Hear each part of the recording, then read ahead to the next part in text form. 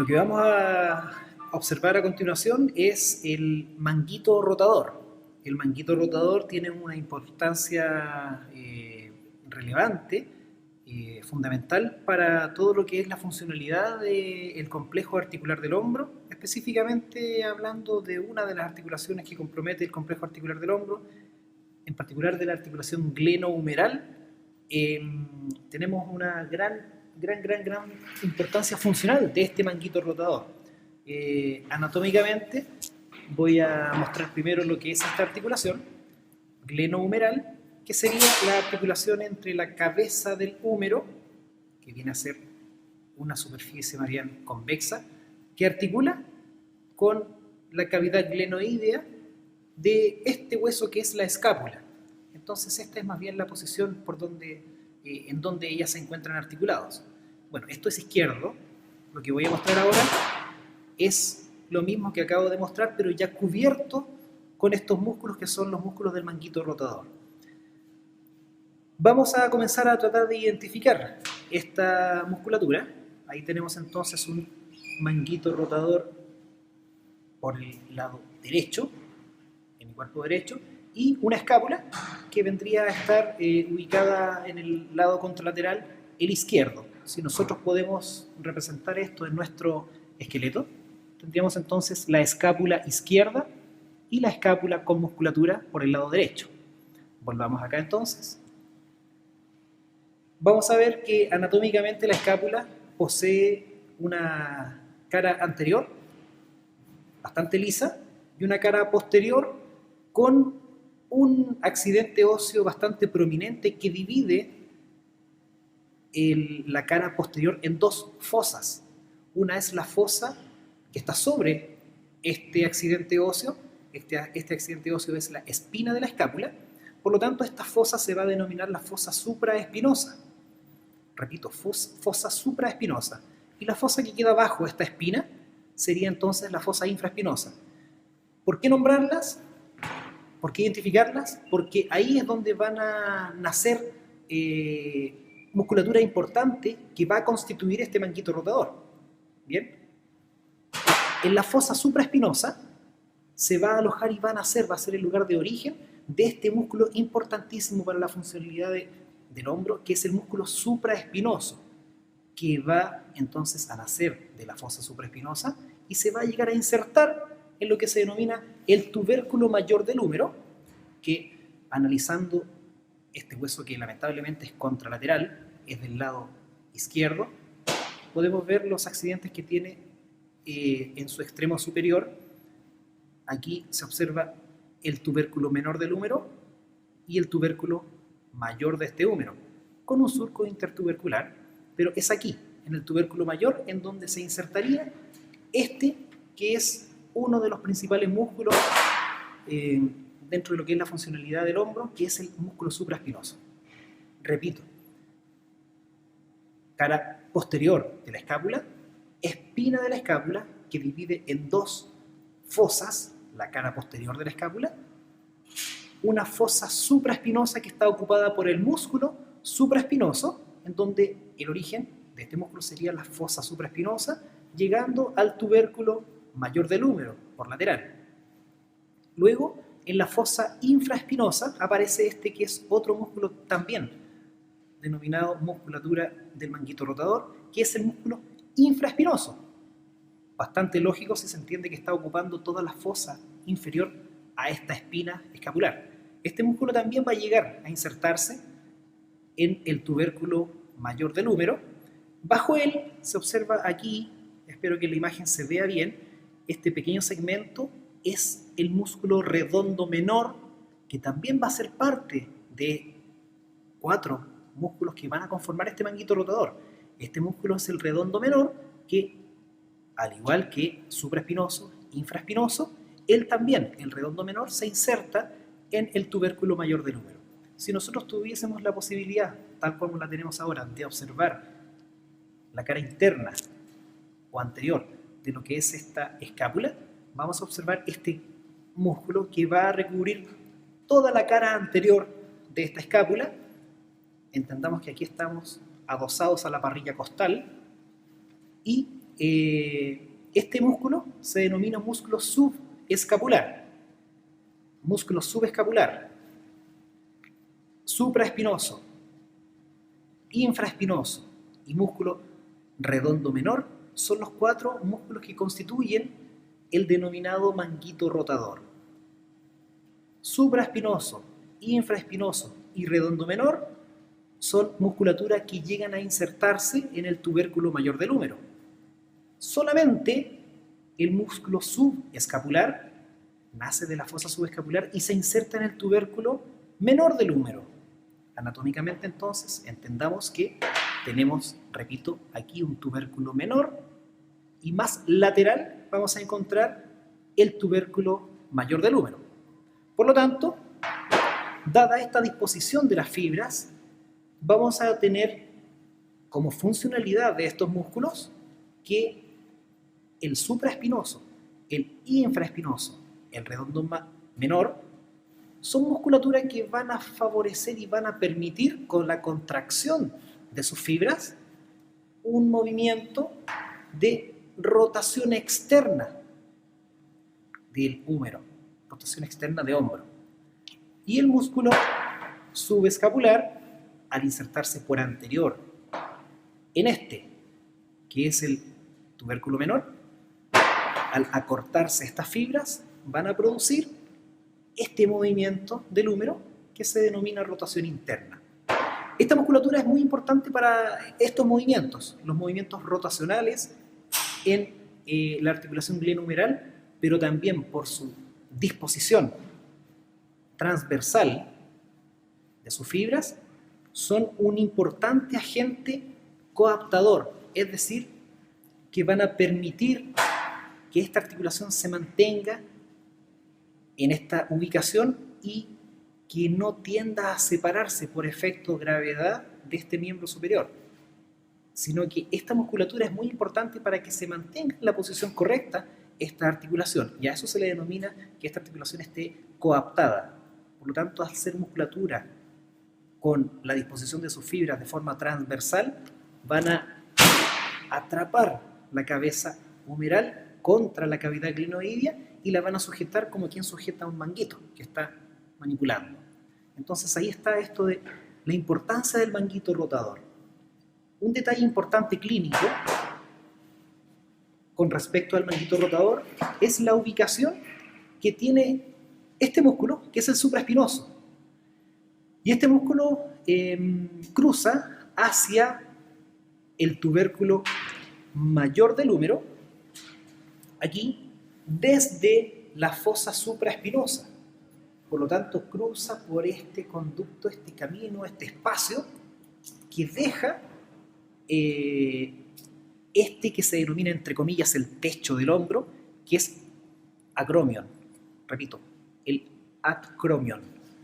Entonces, supraespinoso atraviesa este espacio subacromial para insertarse en el tubérculo mayor del húmero y biomecánicamente, fisiológicamente, ¿qué quiere decir esto? Algo normal que ocurre con el movimiento de abducción, de separación del brazo, es que este tubérculo mayor llegue muy próximo y a veces choca con este que es acromion, con este proceso también de la escápula que se denomina acromion.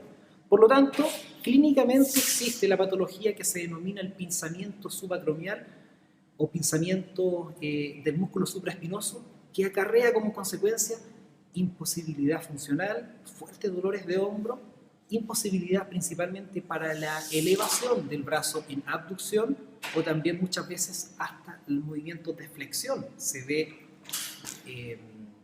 alterado, muy lenta. Tienen una disposición no absolutamente horizontal, sino más bien diagonal, desde medial hacia lateral, pero desde inferior a superior, en diagonal. Por lo tanto, o más bien oblicua se le pudiera llamar también. Por lo tanto, cuando se realiza este movimiento de abducción, que repito, es fisiológico el acercamiento y a veces el contacto de tubérculo mayor con acromion, necesariamente se necesita, valga la redundancia, de musculatura que realice esto para generar más espacio en esta escasez de espacio que se encuentra en el espacio subacromial. Por lo tanto, ahí está la importancia de los otros músculos del manguito rotador, aparte de supraespinoso, infraespinoso, redondo menor y por el lado más interno o anterior, subescapular, que al momento de realizarse la abducción, la elevación de hombro, ellos en diagonal traccionan y descienden la cabeza humeral para evitar este choque. Por lo tanto, clínicamente es muy importante entender que una lesión de este manguito rotador, en particular del supraespinoso, acarrea generalmente una inactividad de esta musculatura que hay que activar. Produce entonces la necesidad de trabajar, de fortalecer y de rehabilitar no solamente este músculo que está dañado, sino que, repito, activar esta otra musculatura también del manguito rotador. Continuando con musculatura importante en la funcionalidad del hombro, hay que conocer musculatura anterior, musculatura posterior de este segmento que se denomina el brazo. Recordemos que desde la articulación glenohumeral hasta la articulación del codo, esto se denomina brazo, y hacia distal del codo viene a ser antebrazo. ¿Por qué importante para la funcionalidad de codo este músculo por anterior que se denomina bíceps?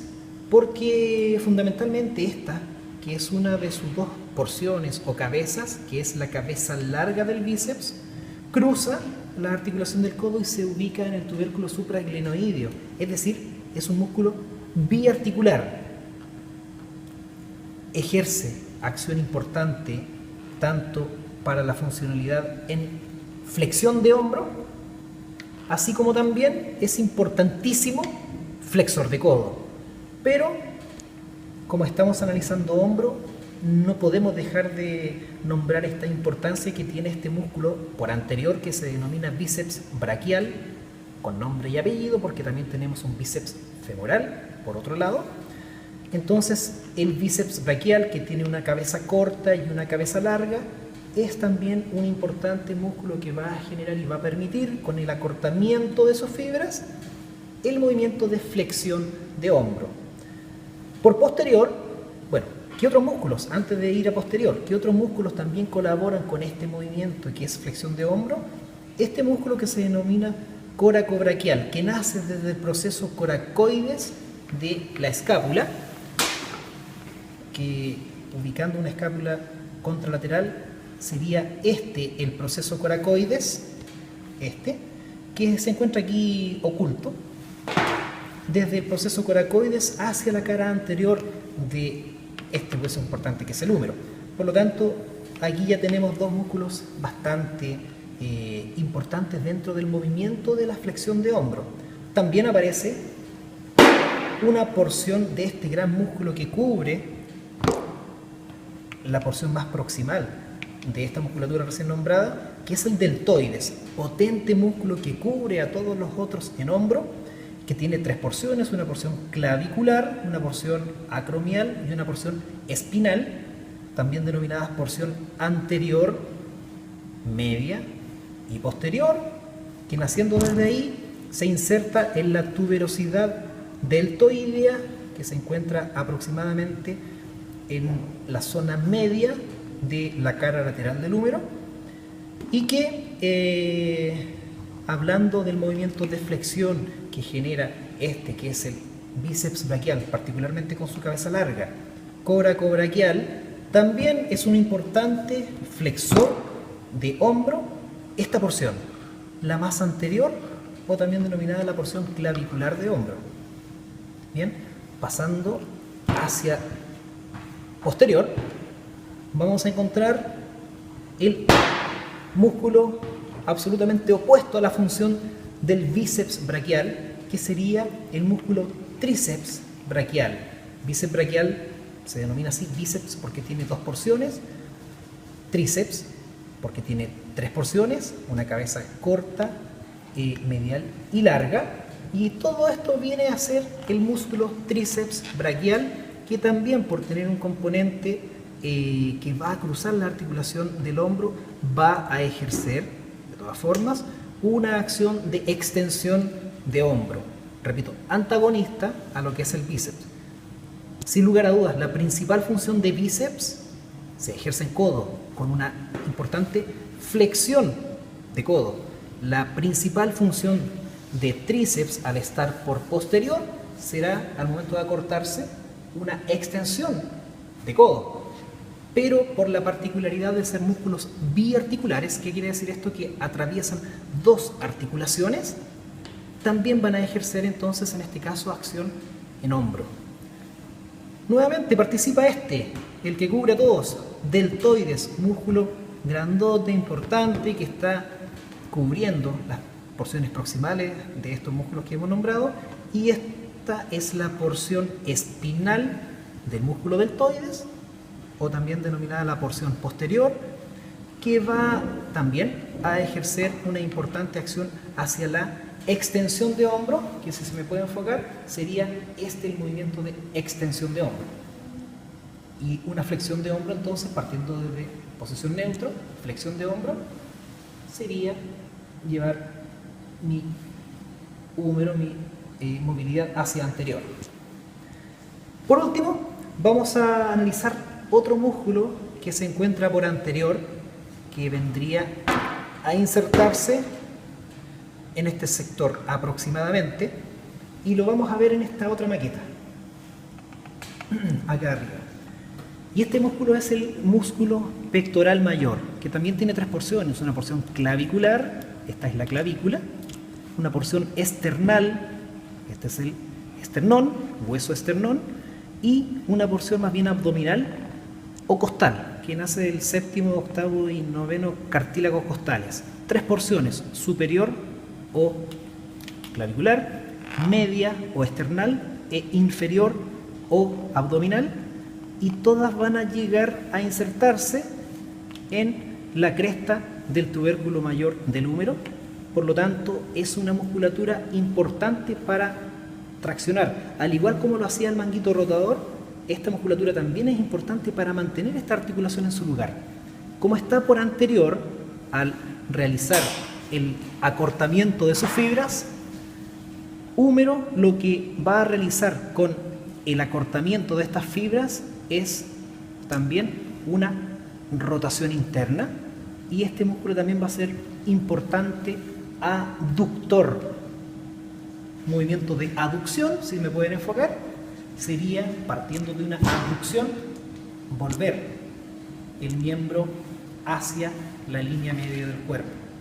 Esto es una ABD, abducción, y este movimiento de vuelta sería una aducción. Por lo tanto, músculo pectoral mayor